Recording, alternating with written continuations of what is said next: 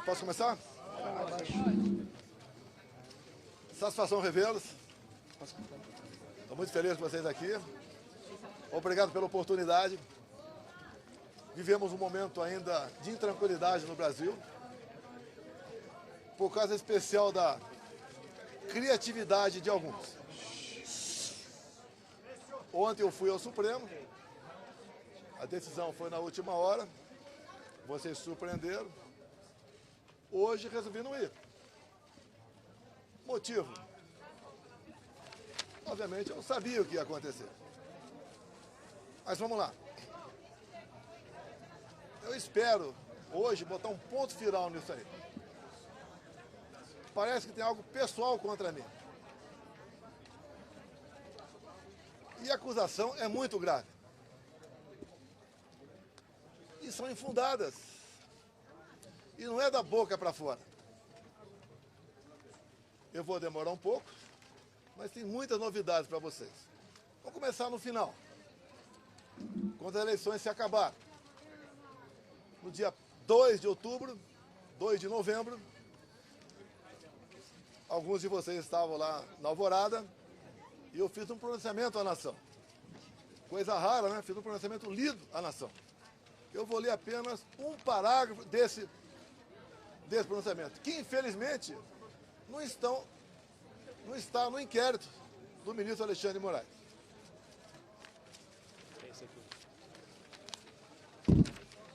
Lá, o terceiro parágrafo, bem curtinho.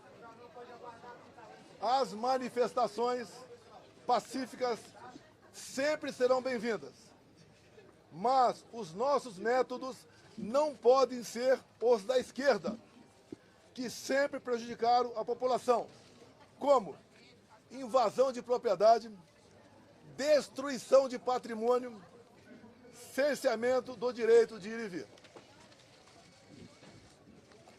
Ato contínuo, começamos a transição. Alguns dias depois desse pronunciamento, os caminhoneiros começaram a obstruir vias pelo Brasil. Eu fiz um vídeo pedindo para que eles se desmobilizassem. Eu não tinha intenção nenhuma em parar o Brasil, criar o caos, ou estava pensando em outra coisa. Eles cumpriram esse pedido meu. Durante a transição, conduzida pelo senador Ciro Nogueira, tive um encontro no começo de dezembro, no Alvorada, com o escolhido futuro ministro da Defesa, José Múcio. Ele foi pedir um apoio para mim, para que tivesse mais acesso aos respectivos ministérios. No dia seguinte, ele foi atendido em tudo. Voltou depois a entrar em contato conosco e pediu que eu nomeasse os comandantes militares indicados pelo presidente eleito Lula da Silva. Foi que eu fiz. Em dezembro, nomeamos 2 comandantes. O outro saiu mais no final. Atendi ao presidente Lula. Se tivesse qualquer ideia de força, não deixaria os comandantes do Lula assumir. 30 de dezembro de 22, o dia que eu viajei para os Estados Unidos. Mas, antes de viajar, eu fiz uma live que, lamentavelmente, não estão nos inquéritos do senhor Alexandre de Moraes. Como hoje eu vi na mídia, já que eu não estava lá, advogado reclamando de um vídeo que ele botou, mostrando a parte mais agressiva, vamos assim dizer, do quebra-quebra. E quando se fala em quebra-quebra, o próprio Zé Múcio, há pouco tempo, no programa Roda Viva, falou que o que aconteceu de 8 de janeiro não foi golpe. Como o ex-presidente Temer falou a mesma coisa. Como o ex-ministro Jobim também falou. Depois ele voltou atrás. E, na verdade, o resumo que eles falaram é o seguinte: golpe tem povo, mas tem tropa, tem armas e tem liderança. 2 anos de investigação não descobriram quem, porventura, seria esse líder. Eu vi entre ontem e assisti hoje o senhor Alexandre de Moraes falar que 500 pessoas aproximadamente assinaram não persecução penal, um acordo. E ele disse, o senhor Alexandre de Moraes, que no acordo essas pessoas admitiam que estavam indo para um golpe. 500 pessoas se programando para um golpe e ninguém sabia. Ninguém cita você? Também, nesses depoimentos, nesse acordo, ninguém cita o meu nome. 500 pessoas, ninguém cita o meu nome.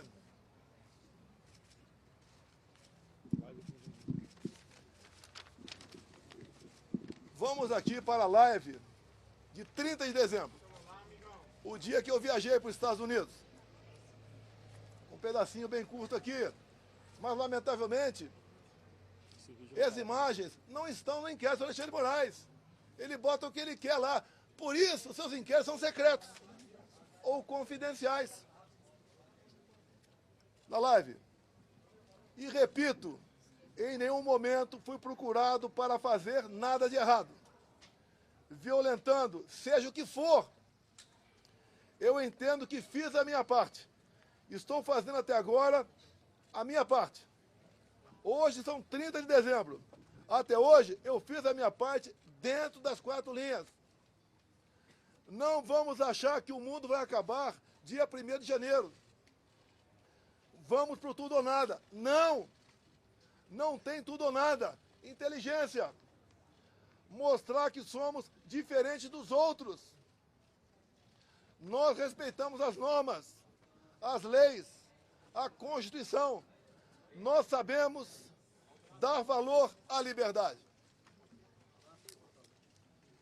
Talvez isso seja o de mais importante. Mas o pessoal deve perguntar, por que estado de defesa? Lá atrás foi discutido estado de sítio. Você deve se lembrar, na matéria do Gringão, que passou para a Folha de São Paulo, áudios. Um dos áudios dizia, carregue num 42. Eles estavam na dúvida do que me acusar. Estavam na dúvida. Ele achou naquele momento que era melhor falar que queria dar um golpe usando o artigo 142 da Constituição. E agora, entre ontem e hoje, palavras do ministro relator, ficou convencionado por ele, estado de defesa. E o decreto estava pronto para assinar. Seria então, se eu assinasse, o início do golpe. Segundo o ministro relator, configurou-se o golpe a partir desse momento.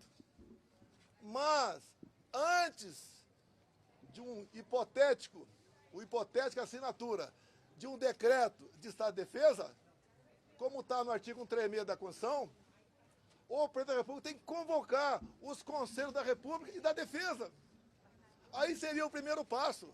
Não adianta botar um decreto na frente do presidente, de estado de defesa, e assinar, está resolvido. Não convoquei os conselhos da República e da Defesa. Nem as preparatórias houveram para isso. Se é que você trabalhar com o dispositivo constitucional, é sinal de golpe. Golpe não tem lei, não tem norma. Golpe tem conspiração com a imprensa, com o parlamento, setor do Poder Judiciário, setor da economia, fora do Brasil. Forças Armadas em primeiro lugar, sociedade, empresários, agricultores. Aí você começa a gestar um hipotético golpe. Nada disso houve. Agora, por que se comentou estado de defesa, estado de sítio? Para a gente desmontar de vez essa história de golpe em cima de um dispositivo constitucional. 2014, acabaram as eleições, Dilma ganhou de Aécio Neves. O que o PSDB fez? Contratou uma auditoria externa, talvez para dar mais credibilidade ao parecer final. Conclusão, parecer final, da auditoria externa contratada pela SDB sobre eleições. As urnas são inauditáveis. Não sou eu que disse isso. Isso foi em 2015. Eleição em 2014. Desde 2012, eu já tinha ações dentro da Câmara dos Deputados pelo voto impresso. Antes de mim, Flávio Dino foi claro, dizendo que perdeu umas eleições por causa do voto eletrônico.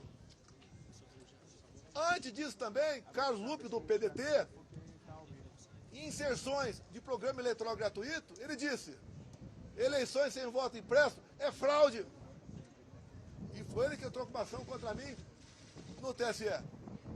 Outros 10, 12 falavam a mesma coisa.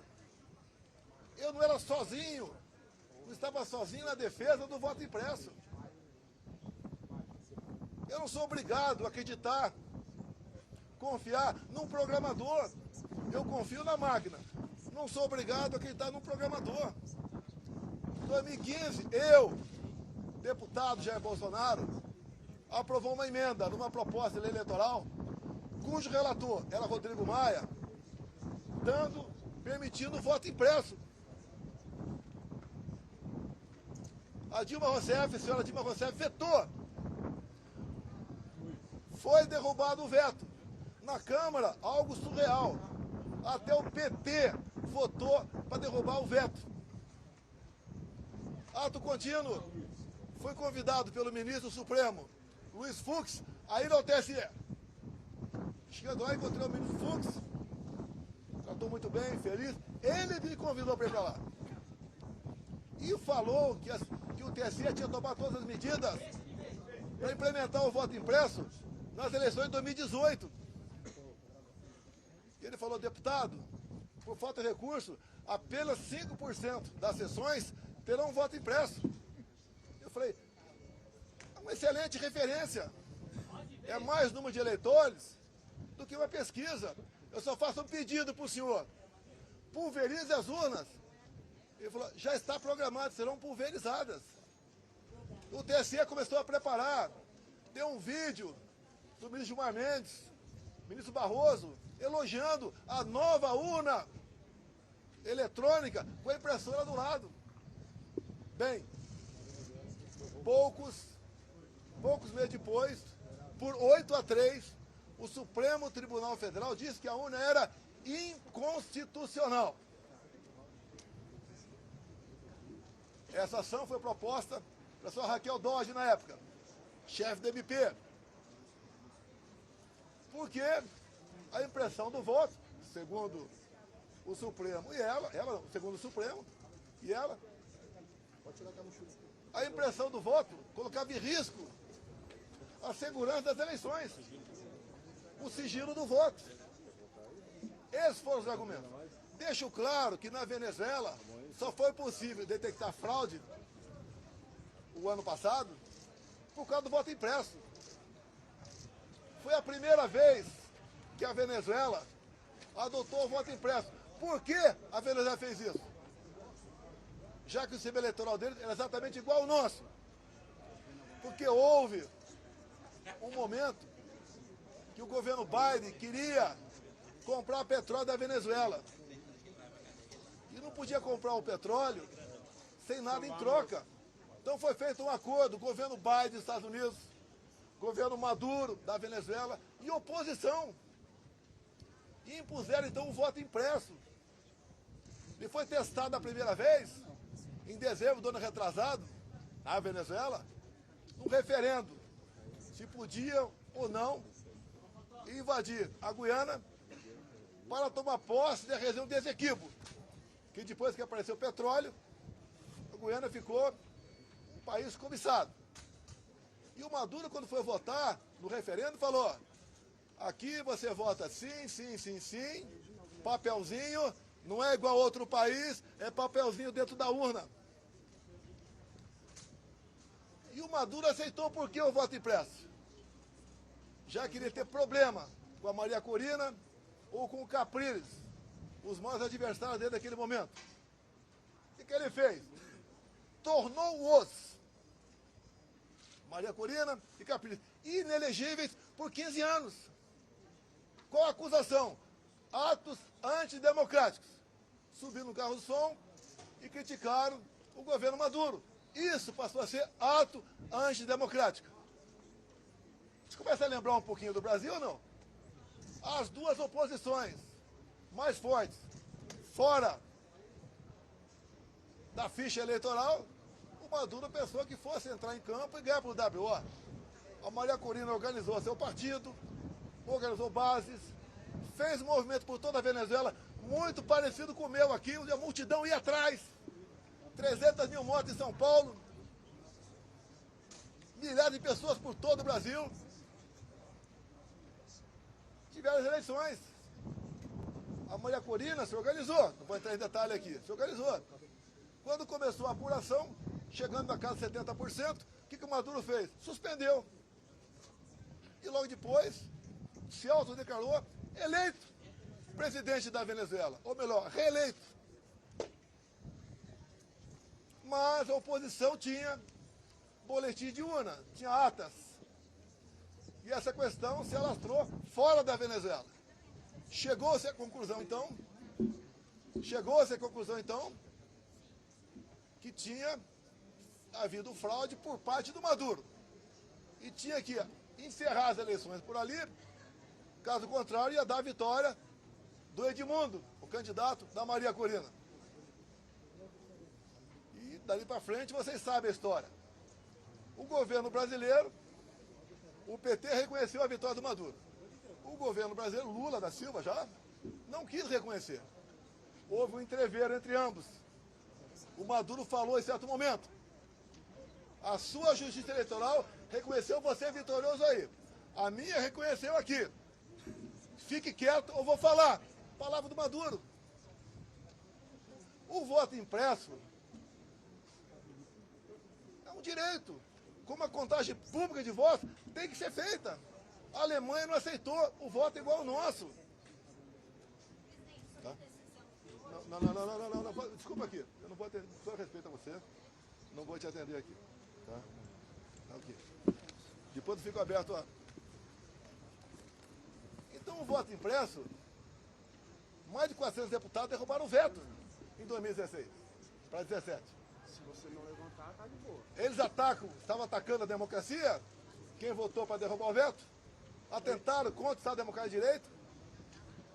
Agora vamos num ponto nevrálgico aqui sobre o voto impresso.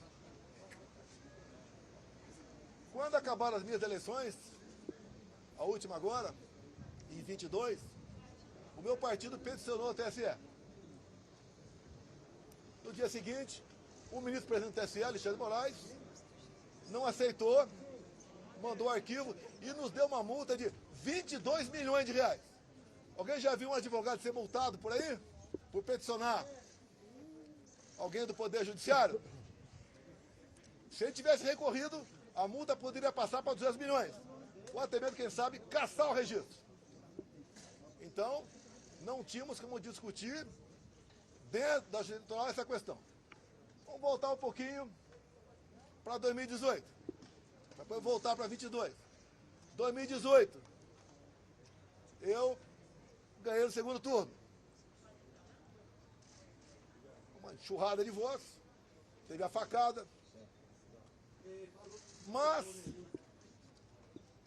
2 dias depois do segundo turno de 2018, chegou um papel no TSE, bem fundamentado, dizendo que tinha havido fraude. O que o TSE fez na pessoa da ministra Rosa Weber, presidente? Oficiou a Polícia Federal e foi aberto um inquérito. Opa! Para investigar a eleição de Jair Bolsonaro, ganhador, tem inquérito. Para o lado de cá, quando eu perco, quando o Lula ganha, não pode nem petição. E foi aberto um inquérito, que alguns de vocês já ouviram falar sobre ele. Inquérito 1361 de novembro de 2018.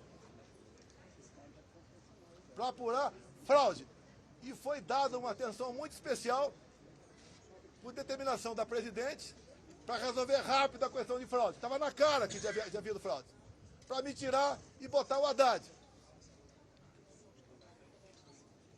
inquérito começou a voar na mesma velocidade dessa ação contra mim. Porque o Haddad tinha que assumir.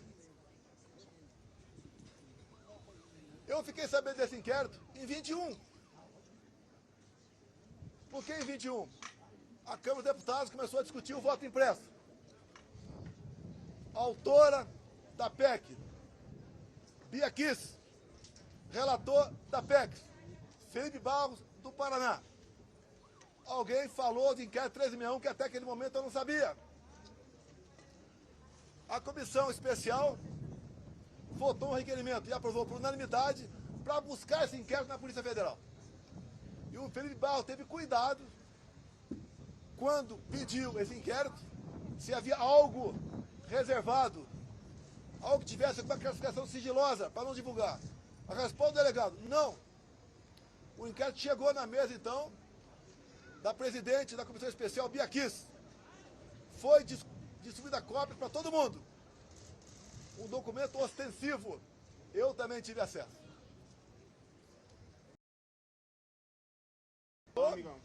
Algo realmente inacreditável. O que estava dentro do inquérito? Ato contínuo, em 22, teve uma reunião com os embaixadores do ministro Fux, com o ministro Fachin do TSE. E ele acabou essa reunião com os embaixadores dizendo o seguinte, senhores embaixadores, tão logo o TSE anuncia o resultado, o senhor deve, junto aos seus respectivos chefes de Estado, reconhecer imediatamente o ganhador das eleições. No mínimo, sinal amarelo. É para reconhecer imediatamente? Reunir-se com embaixadores é uma política privativa do presidente da República. Conhecedor do inquérito 1361, convidei os embaixadores, 2 meses depois, a comparecer no Alvorada. Convidei o ministro Fachin a comparecer também, é tudo aberto, dentro das 4 linhas.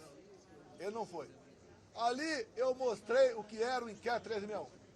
Eu não posso falar para vocês aqui sobre as 3 páginas, porque esse inquérito, depois que eu falei sobre ele, ele teve a classificação sigilosa de confidencial, ou seja, secreto. Tudo que acontece aqui, por parte do Alexandre de Moraes, é confidencial, é secreto. 8 delações do CID, secreto. E o que está lá dentro? Que vocês podem pedir via lei à Justiça Eleitoral. Quem já pediu já sabe que é negado o acesso. Mas espera aí. Fala-se tanto em democracia, Estado Democrático de Direito, um documento como esse, que trata da lisura sobre as eleições, a apuração de fraude contra o candidato Jair Bolsonaro, você não pode tomar conhecimento disso? Eu aprendi desde jovem que a alma é o voto e o voto contabilizado. Por que você não pode tomar conhecimento desse inquérito? O que tem lá dentro? O que o ministro Alexandre de Moraes quer esconder? Vamos continuar. Estou sendo acusado de tentativa de golpe. Algo, o pessoal deve ter percebido, da forma tão incisiva como o ministro Alexandre de Moraes conduz, ou se conduz, tem algo esquisito por aí. O que ele quer esconder? Apenas o inquérito 1361? Eu digo que o inquérito 1361 é 99%. Mas vamos lá. Houve interferência no TSE nas eleições de 22 ou não? Não vamos falar em fraude, possível fraude aqui. Esqueçam. 100% confiável. As urnas. Mas vamos abrir o inquérito 1361. Durante as eleições de 22, o TSE influenciou, jogou pesado contra eu e a favor do candidato Lula.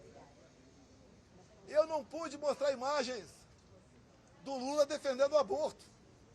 Eu não pude mostrar imagens do Lula falando que o pobre coitado rouba um celular para tomar uma cervejinha.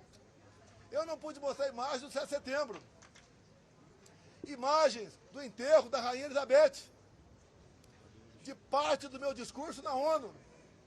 O Lula ao lado de ditadores. Eu não podia mostrar nada. Eu não pude mostrar a imagem do Lula com o gorro CPX na cabeça, que eu me reuni com embaixadores aqui. Ele foi no Morro do Alemão, se reunir com líderes comunitários que só são eleitos com apoio do tráfico.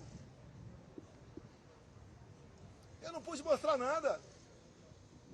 Na reta final, 1,5 milhão de inserções da rádio foram negados. Nordeste especial, a grande parte lá não apareceu. E como fomos reclamar, ainda fomos advertidos. Culparam a nós. Assim se comportou o sistema eleitoral. E mais ainda, mais grave, a diferença foram 2 milhões de votos. Estão no papel, 2 milhões de votos. O TSE fez uma campanha massiva para que jovens de 16, 17 anos retirassem seu título. Essa faixa etária, 75% vota na esquerda. Mais de 4 milhões de jovens retiraram o título. Só aí dá uma diferença a mais, ponto candidato, 2 milhões de votos. Mas uma lei eleitoral, para ter eficácia, ela tem que ser sancionada 1 ano antes das eleições.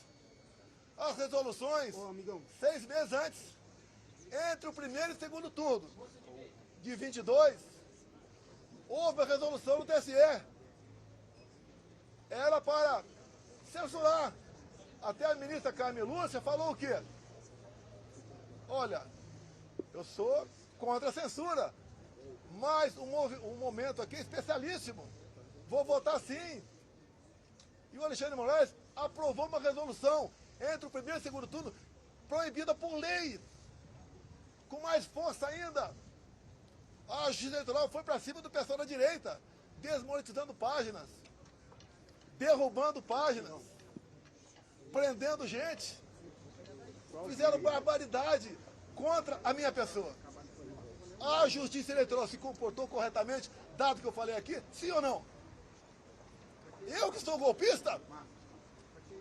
Eu que sou golpista? Esses 2 vídeos aqui estão nos autos do inquérito. Os advogados reclamaram de um vídeo que estava hoje, foi mostrado aqui no TSE. Eu sou culpado. Repito, na delação do Cid, ele diz que, o partido do princípio, está tudo certo na delação dele.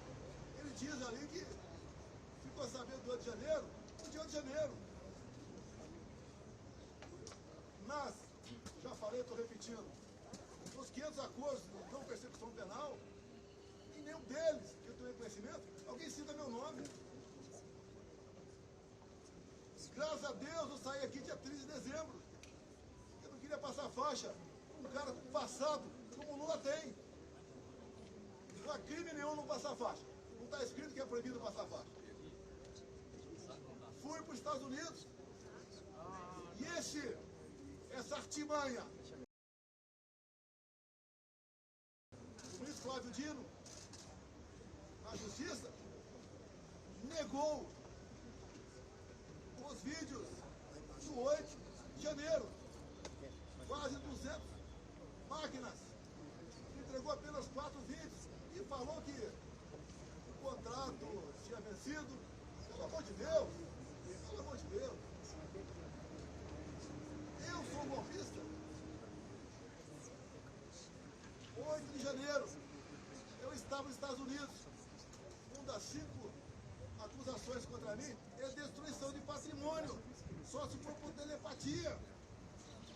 Existia, pegaram, fizeram pesca probatória, revelaram a vida de todo mundo, 3 buscas de apreensão em casa. Não acharam nada a meu respeito.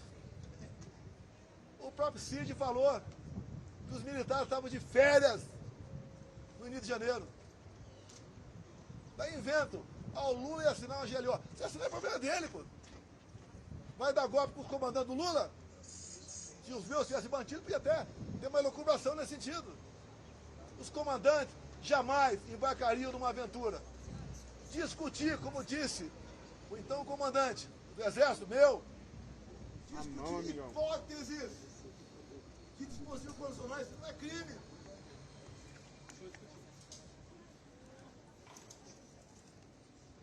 Você não vai me tirar do certo. Cabeça aí, amigão. O já aprendeu aqui com o ar. Se é tumultuar com você, é história, vai embora. Cabeça, Vou amigão. abrir a Cabeça, pergunta só para ao você. vivo, irmão. Diz Alexandre de Moraes que o golpe começou dia 29 de julho de 21. Um ano e meio antes de acabar 22. Ele tinha que, para dar ênfase à historinha dele, ele tinha que acabar de 8 de janeiro. Como é que ele chegou? 29 de julho de 21. Pegou de janeiro e começou a voltar. O que aconteceu nesse dia que você não ficaram sabendo? Ou foi a PF que descobriu? Aquela banda da PF. Nesse dia eu fiz uma live. Onde eu falei sobre o inquérito 1361. Qual o problema? Inquérito ostensivo. E diz ele que eu difundi fake news. Eu difundi o que tinha dentro do inquérito. Se é fake news, o inquérito é mentiroso. Esse inquérito está inconcluso até hoje. Saiu de Brasília e foi para São Paulo. Nenhum delegado quer assinar o relatório final. Dado as barbaridades nessas 3 páginas sobre o sistema eleitoral. Eu acredito que vocês querem ter conhecimento disso aí. Vamos botar um ponto final? Vamos. O senhor Alexandre de Moraes suspenda o sigilo do inquérito 1361 de novembro de 2018. É fácil. Vamos para a verdade, vamos botar tudo na mesa. Por que essas prisões absurdas? 17 anos, como 14 para a Débora agora. A Débora é uma golpista, terrorista. Ela está sofrendo mais que qualquer ser humano para sofrer na vida. Ela acorda e dorme, sem dar um beijo, sem dar um banho nos seus filhos. De 10 e 7 anos de idade. Por que 14 anos, 17 anos? Quer botar 30 em mim. Se eu tivesse devendo qualquer coisa, não estaria aqui. Fui para os Estados Unidos, graças a Deus, que se tivesse aqui de Rio de Janeiro, estaria preso até hoje. Ou morto. Que é o sonho que eu sei que é de alguns aí. Que eu preso vou dar trabalho. Então, aqui está grande parte, quase toda a verdade que interessa. Repetindo, 2 de novembro de 22. Quando eu falei com a imprensa, li um papel e começo dizendo que vão sentir saudade de mim, como estão sentindo hoje. Eu vou estar o mês que vem no Rio Grande do Norte com o senador Marinho, como já tive outras vezes, depois das eleições. O tratamento é excepcional. Porque o João 832 eu usei na campanha e durante meu mandato. A verdade dói, mas o povo entendeu que a verdade é necessária. É picanha, de graça, cervejinha. Não tem nem ovo agora. A inflação está aí. Amigão. O povo não quer mais confusão. Por isso que eu falo de anistia. Eu duvido que uma mãe aqui não se coloque no lugar da Débora e não queira anistia. Não encontrar nenhuma arma aqui. Eu estou sendo acusado junto com essas pessoas que foram presas. Tentativa armada. Que arma? Vai no Senado aqui. As armas apreendidas foram um estilingue, meia dúzia de bolinha de gude, mais nada. O que mais? Uma senhora com a Bíblia. Agora, as coisas aconteceram antes do pessoal que estava no acampamento vir para cá. Porque tem vídeo de pessoas comuns mostrando um cara sozinho quebrando tudo por aí. O próprio Lula. Tem vídeo dele falando. Temos que saber quem deixou abertas as portas aqui do Palácio. Foi facilitado. Quando aconteceu de janeiro, a imprensa só mostrava uma imagem. Escolhida a dedo, só uma. Aquele cara magrinho, né? Com uma camisa, a minha estampa na barriga, derrubando o relógio. Só mostrava isso. Alguns dias depois, o Lula estava fora do Brasil, acho que era a China, defendendo a mudança do padrão dólar. 3 dias depois, a TV CNN mostrou as imagens do G. Dias lá dentro. Junto com perigosos, terroristas e golpistas, ele andando à vontade lá dentro. Dorme aqui embaixo, meu tempo, por volta de 60 militares. A maioria cabe soldado, armado. E aonde é qualquer negócio, ir pro pau, armado, um fuzil. Alguém viu algum soldado armado nesse dia? Facilitaram a entrada deles. Não resta mais dúvida tocante a isso. Comigo, até o ministro Fux falou hoje, né? Que teve um 7 de setembro que ele ficou preocupado. Daí ele falou, graças à Polícia Militar do DF, nada aconteceu. Naquela época o ministro Fux falou comigo, eu era presidente. O ministro, fique tranquilo, o nosso pessoal não faz baderna. Quando acaba o movimento não tem papel no chão. Se é na Paulista, não tem um vidro quebrado. Não tem um cesto de lixo incendiado. E numa boa. Sem problema nenhum. O que assusta um outro lado, quando se fala em sistema? Que comigo foi diferente. Deus me deu a segunda via e me deu um mandato. E eu montei um ministério técnico, coisa que vocês nunca viram na vida de vocês. Como agora, continua um balcão de negócio. Ministério estatal, bancos oficiais. Comigo não tinha isso. Apesar da pandemia, a gente lamenta as mortes. Gastamos R$1 trilhão. Reflexo da guerra. Terminamos 22, um saldo de 54 bilhões. Negociei com o Arthur Lira aqui, votação de um projeto, para a gente poder zerar impostos federais de combustíveis. E zeramos. O Paulo Guedes, na nova política dele de reindustrialização, diminuiu em 30%. O IPI de 4 mil produtos. Eu zerei imposto de importação de muita coisa. Pneu de caminhão, peça de trator, material para energia fotovoltaica, medicamentos. E eu comecei a arrecadar mais. Com esse governo, só se fala em taxa. O Lula só acerta quando ele revoga uma medida sua ou de um ministro seu, com a portaria de carimbar a validade do ovo. Ele só acerta quando revoga. A imprensa fala que, parte da imprensa que Copacabana flopou. Flopou. Eu não sei quantas pessoas tinha lá. A USP, com o pessoal com cabelo colorido, falou que tinha 18 mil. Eu tinha um quarto de Maracanã. Um quarto de Maracanã. A PM falou 400 mil. Mas nós levantamos que tinha mais 3 milhões de pessoas assistindo via internet. Como, por exemplo, a Rádio Ouro Verde. Corrigindo aqui 3 milhões e meio de pessoas.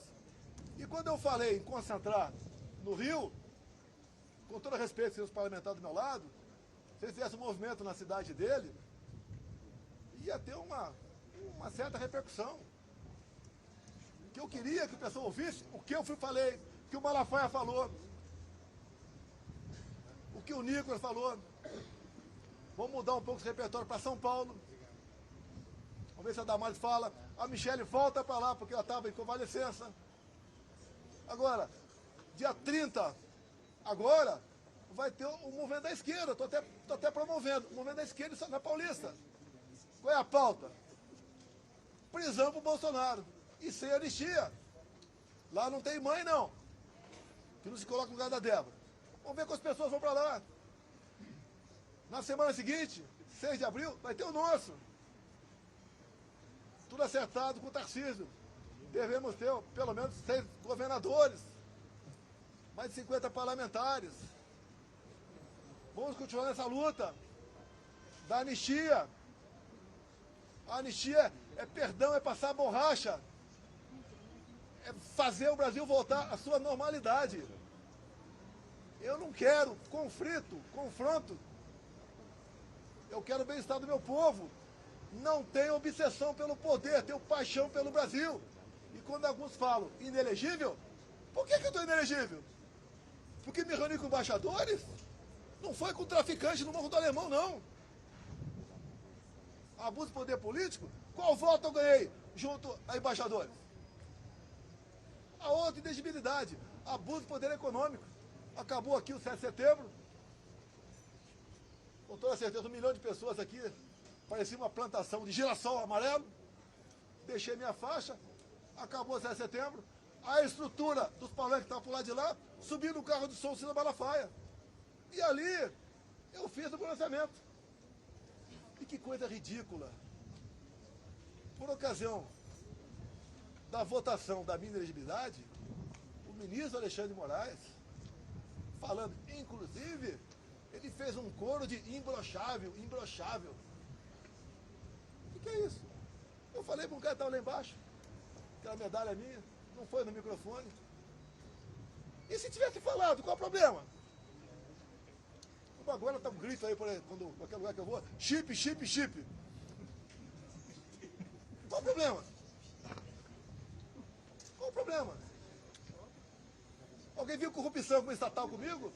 Acabaram com os Correios. Viu o rombo do Banco do Brasil? Como é que era, por exemplo, Ponte de Santos? Dava prejuízo anual de 500 milhões. O Tarcísio assumiu o ministério. Passou a dar lucro de 500 milhões.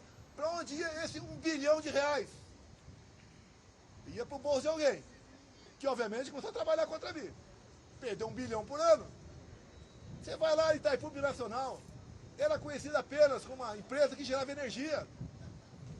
Quando o general Silvio Luna assumiu, ele ligou para mim, ficou abismado. O tamanho da corrupção lá dentro. E eu falei, mas como é que isso nunca veio à tona?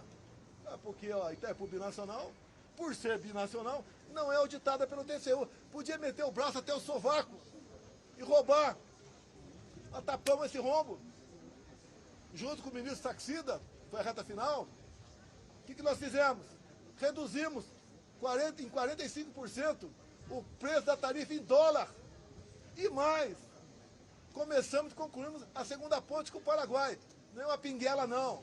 Uma ponte de 470 metros de vão. Está 2 anos faltando a cabeceira. Começamos a terceira ponte em Porto Murtinho, para a Bioceânica. Alongamos em 600 metros o aeroporto de Foz do Iguaçu. Vamos terminar Itaipu aqui. Atendi o governador Ratinho, asfaltando em 43 quilômetros. Também a pedido do Felipe Barros. Asfaltamos a Transboiadeira, 43 quilômetros. Atendemos, com pequenas obras de infra, mais de 50 municípios.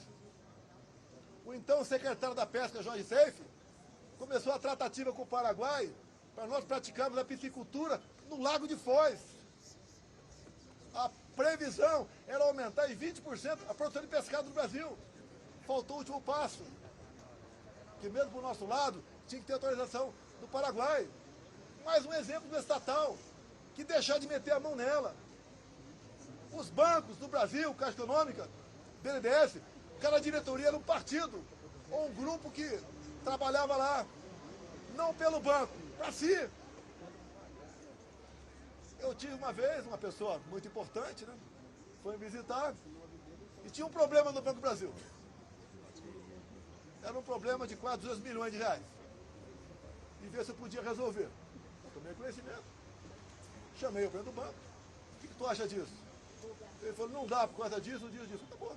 Eu chamei o cara de volta. Eu falei, companheiro, desculpa, mas não dá por causa disso, disso. Sabe o que ele me respondeu? Demita o presidente do Banco do Brasil. Era assim que as coisas eram tratadas no Brasil. Um momento marcante na minha vida, tinha uns 15 mega empresários na minha sala. Então um falou o que para mim? Estou vindo do SPU. Pela primeira vez não fui achacado quando entrei lá. Olha como é que funcionou a Polícia Federal e a Polícia Rodoviária Federal. Recorde de apreensão de drogas e armamento. Olha o campo. Acabamos com a invasão do MST. Como? Armamento pessoal. Arma não mata. Tanto é que o povo, em grande parte, teve arma. E diminuiu em quase 30% o número de mortes por arma de fogo no Brasil. O Tarcísio foi um gigante. Acabamos com muitas balsas pelo Brasil. O Marinho levou água para o Nordeste. Com o Saxida na reta final, acertamos toda a documentação para eólicas offshore na costa do Nordeste, para gerar o equivalente a 50 Itaipus. O Saxida acertou a documentação para a exploração de lítio na região mais pobre de Minas Gerais, que é o Vale de Quitinhonha. O Saxida também acertou a regulamentação para nós começarmos a explorar urânio lá em Santa Quitéria, Ceará. O que o Lula fez no final do ano passado? Teve aqui reunião do G20. Assinou 37 memorandos e acordos com a China. Entre os acordos, entregou o nosso urânio para a China. Acordos têm que passar pelo parlamento. E a comissão inicial é Relações Exteriores e Defesa Nacional. Por isso, eu me empenhei, junto com o nosso partido, ninguém foi violentado por causa disso, a indicação seria do Eduardo Bolsonaro. Com toda certeza, pressão de fora, bateu aqui dentro. O Lula quer botar o Brasil no colo da China. É só vocês da imprensa tomarem conhecimento dos 37 memorandos e acordos, até acordo satelital. O que o Lula quer? Quer uma internet dele, e a China aqui dentro. Não tem como esse país ir para frente. Não tem. É impossível esse país ir para frente. Temos potencial para dar um salto enorme. Por que não vai para frente? Grupelhos. E quando eu acabo com o loteamento, ou em grande parte, desse loteamento, em estatais, em ministérios, em bancos oficiais, eu estou dando um golpe nessas pessoas que sempre se viveram na sombra do poder. Botamos um ponto final nisso. Se eu fosse um tido presidente, Mané, né, como outro qualquer, ninguém está preocupado em processar. Me pinto agora nesse inquérito como o maior criminoso da democracia. Eu não interferi no TSE, o outro lado interferiu. Eu não soltei nenhum bandido para disputar a eleição. Eu não tornei nenhum bandido elegível, anulando condenações para poder disputar a eleição. Dá para entender uma união de Alckmin com Lula? Com tudo que eles foram do passado? Que constrangedor! O Alckmin ir no evento com Lula e cantar Internacional Socialista. O Alckmin para o Irã, fica ao lado de 4 terroristas, 3 já foram eliminados. O Alckmin e Lula falar que o Hamas não é um grupo terrorista. O que eles querem fazer com a Polícia Militar agora? Numa PEC. Acabar com a Polícia Militar no Brasil. Não tem nada para dar certo esse país. Vou encerrando, abrindo para alguma pergunta. Tá bom? Pessoal, obrigado aí. Os advogados estão orientando aqui a não dar. Pessoal, obrigado aí. Mito.